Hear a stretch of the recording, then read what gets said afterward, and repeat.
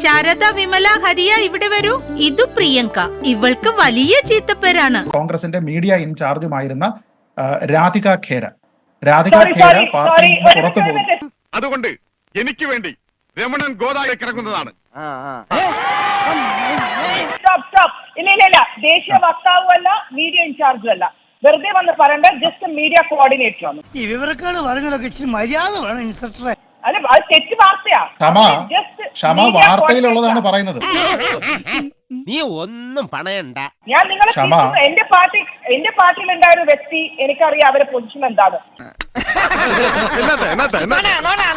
സത്യം സത്യം. ഒരു സെക്കൻഡ് ഒന്ന് നിൽക്കൂ. RSS പറയുന്ന കാര്യമില്ല നീ പറയുന്നപ്പോഴും. എന്റെ അമ്മക്ക് എന്തൊരു പെർഫോമൻസ്, എവിടെ നിന്ന് കിട്ടി ഇതിനെ? ക്ഷമ പേര് വിളിക്കൂ. ക്ഷമ അല്ലല്ല, ബഹുമാനത്തോടെ സംസാരിക്കുക എന്നുള്ളതാണ്. ഇതൊന്നുമില്ല, 2-3 പിരി എവിടെ ക്ഷമ, നിങ്ങൾക്ക് മറ്റുള്ളവരോട് പ്രതിപക്ഷ ബഹുമാനം ഇല്ല എന്നുള്ള കാര്യം എനിക്കറിയാം. അതുകൊണ്ട് ഞാൻ ചോദിക്കുന്നു, ഈ മനുഷ്യന് തലക്കകത്ത് വെളിയില്ലേ? വേറെ പണിയൊന്നുമില്ല ഇയാൾക്ക്. അത്തരം വാക്കുകൾ ഉപയോഗിക്കാതിരിക്കുക ദേവി. ഇത് നിനക്കെന്നൊക്കെയാണോ നിങ്ങൾ ഒരു ചർച്ചയിൽ വന്നിട്ട് ആൾക്കാരോട് സംസാരിക്കുന്നത്? നിനക്കതാ പറ്റുള്ളൂ പണിക്കാർ. ഒന്നതരമായിരിക്കുന്നു, വെറുതെ പറയാനൊന്നും. വണ്ടർഫുൾ. ചിക്കൻ തറല്ല മട്ടൻ തറ വന്നാലും എനിക്കാരും പേടിക്കേണ്ട ആവശ്യമൊന്നുമില്ല. ഈ ഗംഗാധരനല്ലേ കടപ്പുറം. കോൺഗ്രസിന്റെ മൂല്യങ്ങളെ റെപ്രസെന്റ് ചെയ്യുന്നുണ്ടെങ്കിൽ പ്രതിപക്ഷ ബഹുമാനത്തോടു കൂടി സംസാരിക്കാനായിട്ട് നിങ്ങൾ ആദ്യം മുതൽ ക്ലാസ്സിന് പോകണം. ഇതൊന്നുമല്ല, വിദ്യാഭ്യാസമുള്ള ഒരുത്തനും നമ്മളെ പാർട്ടിയിലില്ലേ? എങ്ങനെയാണ് നിങ്ങൾ ആൾക്കാരെ അഭിസംബോധന ചെയ്യേണ്ടത്, സംസാരിക്കേണ്ടത് എന്ന് പഠിക്കണം. തലയ്ക്ക് സുഖമില്ലാണ്ടായ എന്താ ചെയ്യാ? പാവം. രാധിക ഖേര പാർട്ടിയുടെ മറ്റാരോ ആണ് എന്ന് താങ്കൾ പറയുന്നു. പക്ഷെ ഞാൻ ഇവിടെ വായിച്ചത് ഇന്ത്യയിലുള്ള എല്ലാ മാധ്യമങ്ങളും റിപ്പോർട്ട് ചെയ്തിരിക്കുന്ന കാര്യമാണ്. ക്ഷമയുടെ തിരുത്തലാണോ ഞാൻ കേൾക്കേണ്ടത് എന്ന കാര്യത്തിൽ എനിക്കറിയില്ല. കാരണം നിങ്ങൾ ആരാണെന്ന് അറിയത്തില്ല എന്നും നിങ്ങൾ പാർട്ടിയുടെ ആരുമല്ല എന്ന് കേരളത്തിലെ KPCCയുടെ അധ്യക്ഷനാണ് പറഞ്ഞത്. അവരൊന്നും പാർട്ടിയുടെ ആരുമല്ല. ഞാൻ സുധാകരേട്ടനെ വേണേ വിളിച്ച് ചോദിച്ചിട്ട് ഞാൻ അഭിപ്രായം എടുത്തോളാം. അപ്പൊ തൽക്കാലം ഒന്ന് അടങ്ങ്. അങ്ങനെ ഇപ്പൊ വേണ്ട,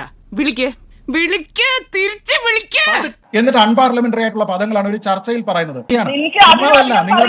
നിങ്ങളുടെ മൂത്ത കോൺഗ്രസ് നേതാക്കന്മാരൊക്കെ തമാ മുഹമ്മദ് 2-3 ആഴ്ചക്ക് മുമ്പ് താങ്കളുടെ ഒരു പ്രസംഗത്തിന് പുറത്ത് വിദ്വേഷ പ്രസംഗത്തിന് താങ്കൾക്കെതിരെ കേസുണ്ട്.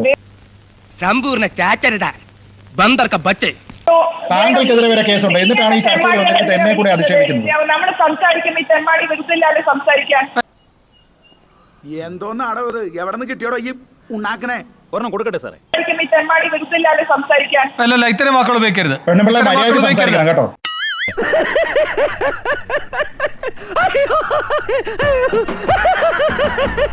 ഇത്തരം വാക്കുകൾ ഉപയോഗിക്കരുത്. അല്ലല്ല, ഇത് ശരിയല്ല. പരിധി കടന്നുള്ള പ്രയോഗങ്ങളിലേക്ക് വീട്ടിൽ സംസാരിക്കുന്ന ഭാഷയൊന്നും ഇവിടെ ഒന്ന് പറയരുത്. നീ നമ്മുടെ തറവാടിന്റെ പാരമ്പര്യം കാത്തു. ഷമാ മുഹമ്മദിന് മേൽ അവരുടെ വിദ്വേഷ പ്രസംഗത്തിന്റെ പേരിൽ ഈ തെരഞ്ഞെടുപ്പ് പ്രചരണ വേളയിൽ അവർക്കെതിരെ കേസുണ്ട്. ഞങ്ങൾ ഒരിക്കലും അവർ നന്നാവുമെന്ന് പ്രതീക്ഷിക്കുന്നില്ല. അക്രമം ഒന്നല്ലെങ്കിൽ മറ്റൊന്ന്, ഒന്നിനപ്പുറത്ത് ഇത് കഴിഞ്ഞാൽ വേറെ. ആ കേസുമായി ബന്ധപ്പെട്ട് അവരുമായി മൊഴിയെടുക്കുന്നു എന്ന രീതിയിലുള്ള വാർത്തകൾ നമ്മൾ കണ്ടതാണ്. കേസ് ചാർജ് ചെയ്തിരിക്കുന്നതിന്റെ FIR നമ്മളെല്ലാം കണ്ടതാണ്. ചാനൽ ചർച്ചയിൽ ഒപ്പം വന്നിരിക്കുന്ന ആളിനെ തെമ്മാടി എന്ന് വിളിക്കുകയും ചെയ്തത് കോൺഗ്രസിന്റെ സംസ്കാരമാണോ, കോൺഗ്രസിന്റെ രാഷ്ട്രീയമാണോ? അതൊക്കെ അവരോട് ചോദിച്ചാൽ മതി. അവരൊന്നും പാർട്ടിയുടെ ആരുമല്ല.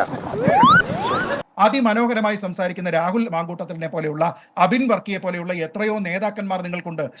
ഒറ്റൊന്നും മതിയല്ല, നല്ല പാൽപ്പായസം ഉണ്ടാക്കിയിട്ട് അതിന്റെ അകത്തൊരു തുള്ളി മണ്ണെണ്ണയായി കഴിഞ്ഞില്ല കഥ. അതാണ് ഇപ്പൊ എന്റെ അവസ്ഥ. തന്റെ കുടുംബത്തിലെ പ്രശ്നങ്ങൾ തീർക്കാൻ ഒരു ഒറ്റമൂലി പറഞ്ഞു തരട്ടെ. നല്ല പന്നിപ്പടക്കം വാങ്ങിക്കുക, ഈ സാധനത്തിന്റെ വായിലിട്ട് പൊട്ടിക്കാം.